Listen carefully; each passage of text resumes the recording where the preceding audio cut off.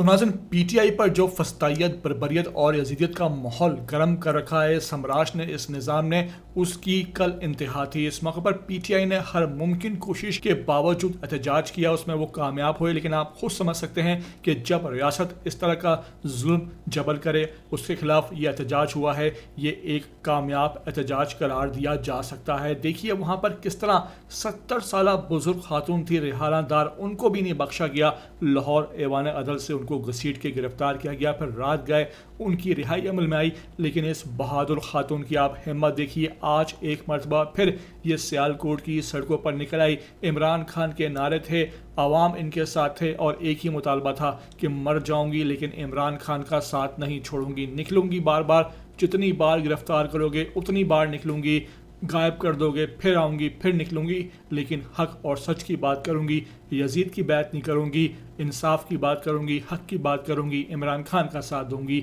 देखिए ये नाकाबिले यकीन मनाजर सियालकोट की सड़कों के सामने आए हैं, जहाँ रिहाना दार एक मरतबा फिर निकल पड़ी और सियालकोट की फ़ज़ाएँ इमरान खान के नारों से गूंज उठी। मेरी आपसे रिक्वेस्ट है कि इस तरह की वीडियो को आखिर तक देख लिया करें। नए आते हैं ETV 247 उर्दू पर, तो लाजमी से आप सब्सक्राइब करें, लाइक करें, शेयर करें और कमेंट करके मुझे अपनी कीमती आरा से लाजमी आगाह ज़रूर किया करें।